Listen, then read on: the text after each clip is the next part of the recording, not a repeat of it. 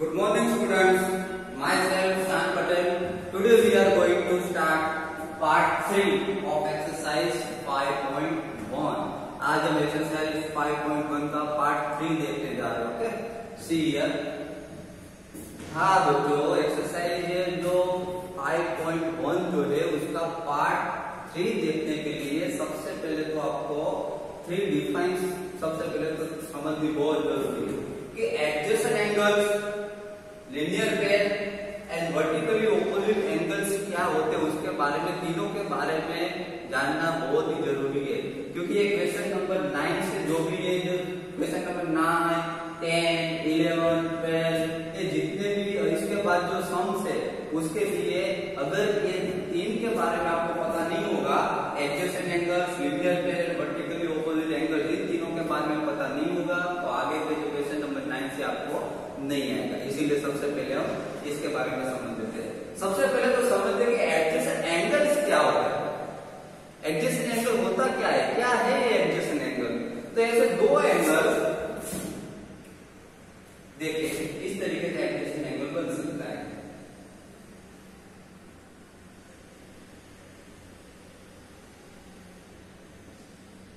यहां पे मैं इसको एंगल 1 नेम दूं और यहां पर इसको एंगल 2 नेम दूं.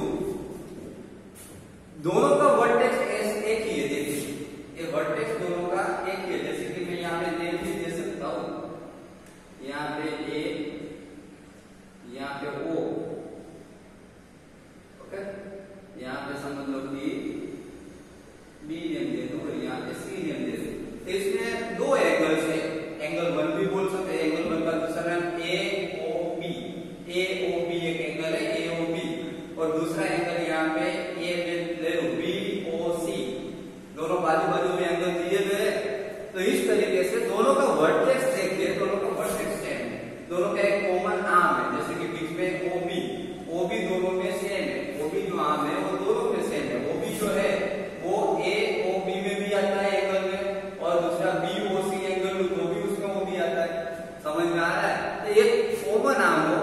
ओके, एक कॉमन आर्म जो है, दो एंगल के बीच में अगर एक कॉमन आर्म रहता है, ओके, तो उसको एडजेसेंट एंगल कहेंगे. क्लियर?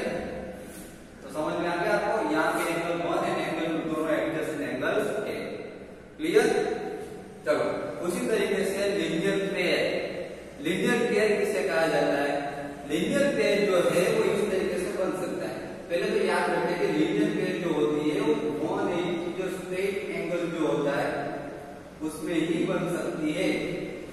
लीनियर पेयर जो है वो स्ट्रेट एंगल में ही बन सकती है. अगर स्ट्रेट एंगल में दो एंगल दिए हुए कॉमन आर्म हो जिसका, जैसे कि यहाँ पे मैं इसको एंगल 1 दे दूं और यहाँ पे एंगल 2 दे दूं. स्ट्रेट लाइन आपको दिख रही है. एक ही स्ट्रेट लाइन में मीन्स स्ट्रेट एंगल में 180 डिग्री होना चाहिए. स्ट्रेट लाइन में अगर दो एंगल हो बाजू बाजू में तो उसको लीनियर पेयर कहा जाता है. इन दोनों में एक ही डिफरेंस है, दोनों एंगल बाजू बाजू में ही होते हैं. समझ में आ रहा है? लेकिन ये जो है इसमें स्ट्रेट लाइन में नहीं होते. समझ में आ रहा है? इसमें स्ट्रेट एंगल में नहीं होते, इसमें स्ट्रेट एंगल में होते. स्ट्रेट लाइन में दो एंगल होते. ओके, यहां पर भी हम इसको नेम दे सकते हैं इस तरीके से, ए बी और सी. इसमें यहाँ पे ओ, इसमें दो एंगल है तो ए ओ सी एंगल भी है, इस एंगल 1, और दूसरा एंगल कौन सा है? सी ओ बी. ये सी ओ बी एंगल है. एक ए एंगल बन रहा है ए ओ सी और दूसरा ए एंगल बन रहा है बी ओ सी. समझ में आ रहा है? तो दोनों एंगल बाजू बाजू में है और दोनों एक स्ट्रेट लाइन में, तो उसको लीनियर पेयर कहा जाता है. Now vertically opposite angle. बच्चों, वर्टिकली ऑपोजिट एंगल किसे कहा जाता है? तो समझ लीजिए,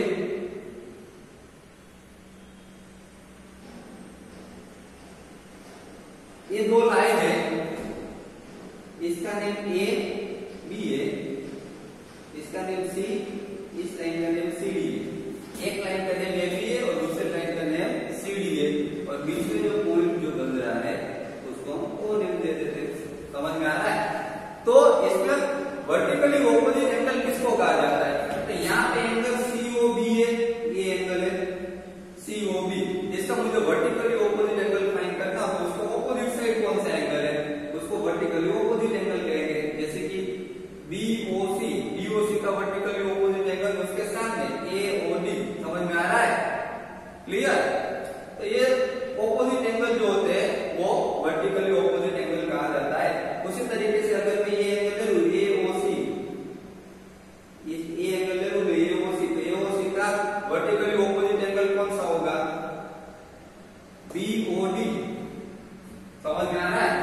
यहाँ पे देखिए ये सबसे पहले तो हमने ऊपर देखा बीओसी, ये बीओसी दिख रहा है आपको एंगल, उसके सामने ऑपोजिट एंगल कौन सा है, उसके सामने वाला एंगल एओडी है, समझ में आया? तो वो दोनों वर्टिकली ऑपोजिट एंगल हुए। उसी तरीके से अगर मैं एओसी लूं, ये एंगल लूं एओसी, तो उसके सामने कौन सा एंगल है, बीओडी एंगल है उसके सामने, तो वो दोनों भी वर्टिकली ऑपोजिट एंगल हो गए। तो ये दोनों वर्टिकली ऑपोजिट एंगल हो गए। समझ में आ रहा है?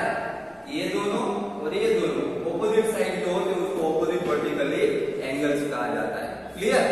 Okay, now question number 9। तीनों आपको पता चल गया। सबसे पहले ये एडजेसेंट एंगल मींस दो एंगल बाजू बाजू में, उसको एडजेसेंट एंगल कहा जाता है, और जिसका एक कॉमन आर्म हो बीच में।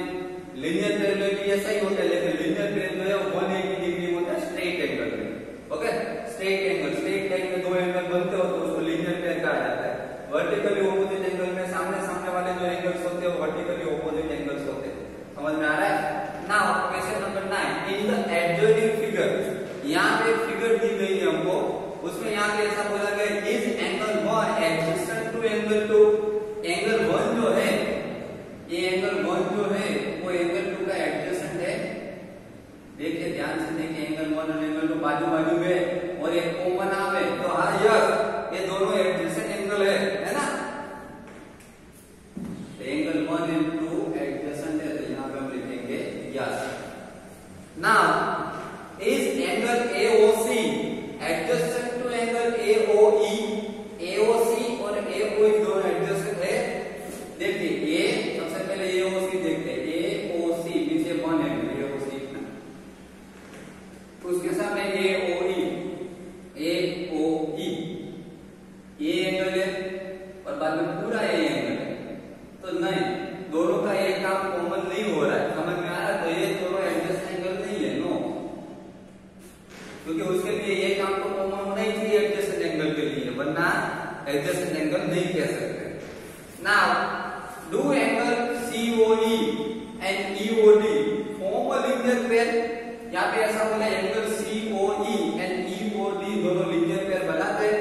तो लीनियर पेयर हमने देखा कि स्ट्रेट लाइन में दो एंगल बनते हैं तो लीनियर पेयर कहेंगे। ओके, तो यहाँ पे देखिए पहले COE देखते हैं, यहाँ पे CO और यहाँ पे E, कितना होगा COE।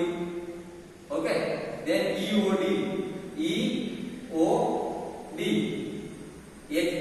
ये एंगल है COE, दूसरा EOD ये एंगल है। समझ में आ रहा है? तो एक ही लाइन में आएगा, देखो इस लाइन में दोनों आ गए स्ट्रेट लाइन में, COD भी आ गया और EOD भी आ गया, स्ट्रेट लाइन में दोनों एंगल आ गए, तो यह उसको लीनियर पेयर हम कहेंगे।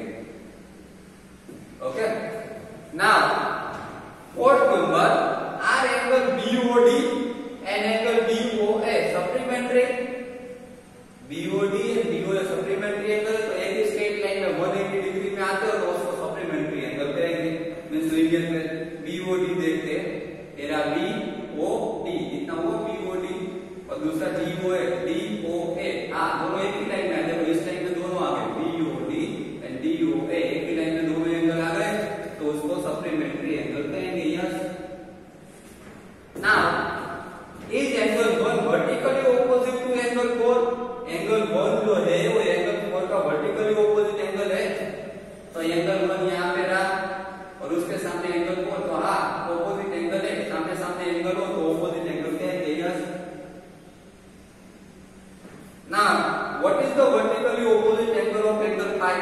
ये तो आपको इजीली पता चल जाएगा। एंगल 5 का वर्टिकली ऑपोजिट एंगल कौन होगा? देखो तो एंगल 5 जो है उसका वर्टिकली ऑपोजिट एंगल कौन होगा एंगल 5 का? तो देखो एंगल 5 ये ना, उसके सामने दोनों एंगल दिए गए, इतना ही होना चाहिए, ये जितना मेजरमेंट है एंगल उतना ही मेजरमेंट सामने होना चाहिए। Angle 2 and angle 3, angle 2 plus angle 3 दोनों मिलाएंगे तो ये उसका वर्टिकली ऑपोजिट एंगल का, ये जितना एंगल है उतना ही सामने होना चाहिए, तो इतने एंगल में दोनों एंगल है 2 एंड 3 सीधे। समझ में आ रहा है? तो बहुत ही इजी एक्सरसाइज है। Question number 9। Now question number 10, indicate which pairs of angles are. ये जो हमको फिगर दी है उसमें हमको यहाँ पे आंसर्स देने हैं। वर्टिकली ऑपोजिट एंगल, इसमें वर्टिकली ऑपोजिट एंगल कौन कौन से है?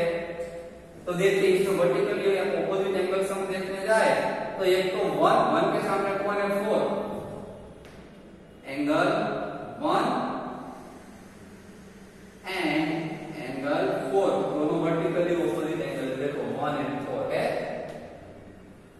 आ रहा है समझ में? ओके, देन लीनियर पेयर, जिसमें लीनियर पेयर का आप एक ही लाइन में अगर दो एंगल आ रहे हो तो उसको लीनियर पेयर कहेंगे। जैसे कि ये एक लाइन है स्ट्रेट लाइन, इसमें दो एंगल है 1 एंड 5 दोनों एक ही लाइन पे आ गए तो angle linear pair angle 1 and angle 5 ये दोनों लीनियर पेयर है। समझ में आ रहा है? दूसरी कोई लीनियर पेयर दिख रही तो एक ही लाइन में हो तो हाँ 4 एंड 5 देखो एक ही लाइन पे 4 एंड 5 एक ही लाइन पे आ रहा है तो एंगल 4 एंड एंगल 5 वो भी लीनियर पेयर है। क्लियर?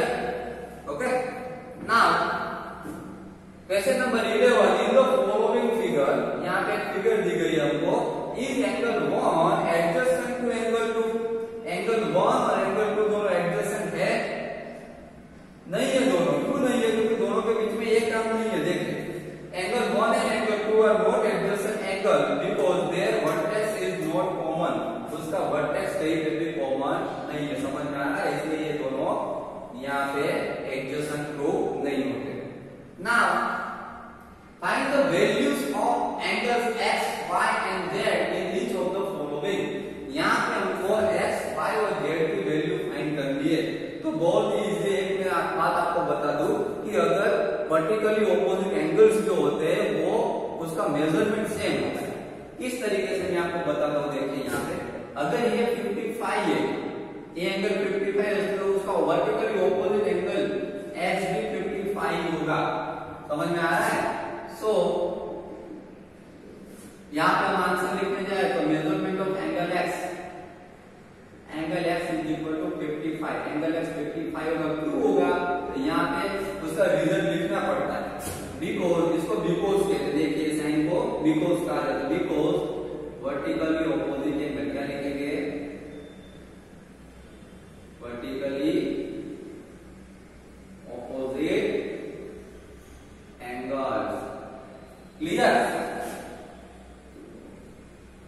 ओके, नाउ अभी आपको x मिल गया, अभी आपको y भी ढूंढना है और z भी ढूंढना है। एक बात मैं आपको बता दूं, अगर स्ट्रेट लाइन में दोनों एंगल बाजू बाजू में दिए गए हो, स्ट्रेट लाइन में दोनों एंगल बाजू बाजू में दिए गए हो तो आप उसमें से एक एंगल फाइंड कर सकते हो। ये लीनियर पेयर बनती है।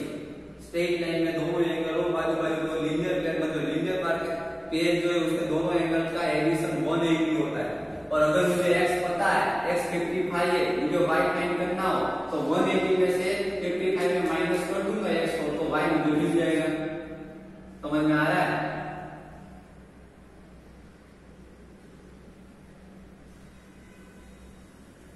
Here angle y is equal to 180 minus 55। मुझे x पता है 55 है, मुझे y फाइंड करना है तो 180 में से मैं 55 माइनस कर दूंगा तो मुझे y मिल जाएगा। इज इक्वल टू 180 माइनस 55 कितना होगा? 125 कितना होगा? क्यों? क्योंकि ये लीनियर पेयर है। ऐसा क्यों हुआ? तो बाजू में लिखने का रीजन बिकॉज लीनियर पेयर। क्या लिखेगा? इस तरीके से बाजू में रीजन लिखते जाए। ओके, चलो अभी हमको y मिल गया कि y 125 है तो y का ऑपोजिट एंगल कौन है? Vertical opposite z। तो z भी कितना होगा? 125 होगा। तो यहाँ पे लिख देना so angle z is equal to 125 to 125 तो because vertically opposite angles. Okay, बहुत इजी सम है।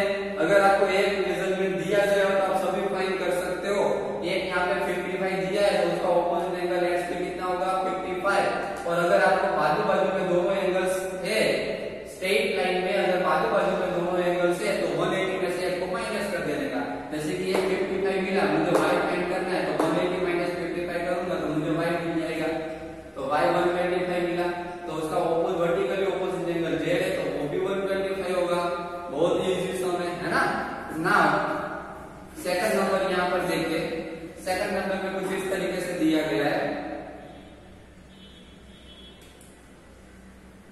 सेकंड नंबर जो है उसमें क्या दिया गया है देखिए हमको, यहाँ पे मुझे x फाइंड करना है, y फाइंड करना है और z फाइंड करना है, बराबर।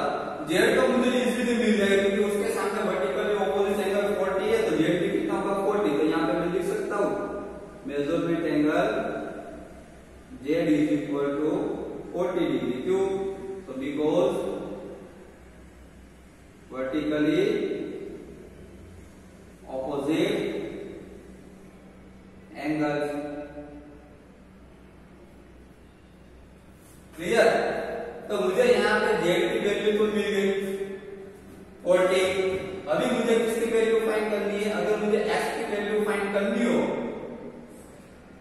समझ लो कि मुझे यहाँ पे x की वैल्यू फाइंड करनी हो, तो ये देखो स्ट्रेट लाइन में आए गए, दोनों एक